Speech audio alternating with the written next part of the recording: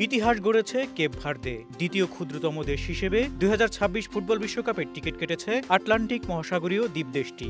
বিশ্বকাপ নিশ্চিত করার পথে ব্লু শার্ক নামে পরিচিত দলটি পেছনে ফেলেছে মহাদেশীয় পরাশক্তি ক্যামেরুনকে। গত সোমবার প্রায়ার এস্তাদিও ন্যাসিওনাল দে কাবো ভার্দে স্টেডিয়ামে ইসওয়াতিনিকে ৩-০ গোলে হারিয়ে প্রথমবারের মতো বিশ্বকাপের যোগ্যতা অর্জনের ইতিহাস তৈরি করে কেপ ভার্দে।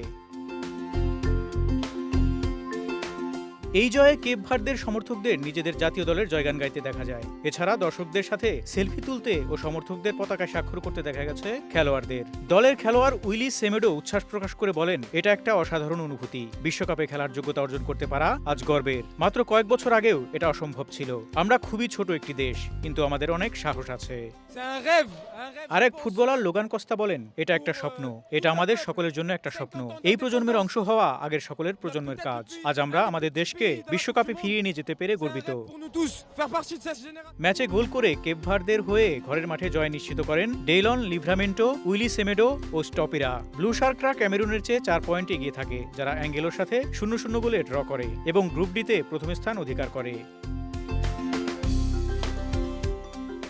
আটলান্টিক মহাসাগরে অবস্থিত 10টি দ্বীপের এই দ্বীপপুঞ্জের জনসংখ্যা বিশ্বব্যাংকের সর্বশেষ পরিসংখ্যান অনুযায়ী মাত্র ৫,২৫,০০০-এর কিছু কম। ১৯৭৫ সালে পর্তুগালের কাছ থেকে স্বাধীনতা লাভের পর কেপ ভার্দে প্রথমবার বিশ্বকাপে ওঠার চেষ্টা করেছিল ২০০২ সালে। যুক্তরাষ্ট্রের যে কোনো অঙ্গরাজ্য থেকে কেপ ভার্দের জনসংখ্যা কম।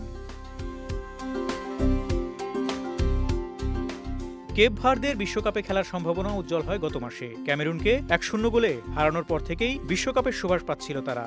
আইসল্যান্ডের পরে কেপ ভার্দে এখন জনসংখ্যার দিক থেকে আসন্ন ফিফা টুর্নামেন্টে যোগ্যতা অর্জনকারী দ্বিতীয় ক্ষুদ্রতম দেশ। ২০২৬ ফিফা বিশ্বকাপ মার্কিন যুক্তরাষ্ট্র, কানাডা এবং মেক্সিকো জুড়ে অনুষ্ঠিত হবে, যেখানে ৪৮টি জাতীয় দল অংশগ্রহণ করবে। টুর্নামেন্টটি জুনে শুরু হওয়ার কথা রয়েছে, যার ফাইনাল নিউ জার্সির মেটলাইফ স্টেডিয়ামে অনুষ্ঠিত হওয়ার কথা রয়েছে।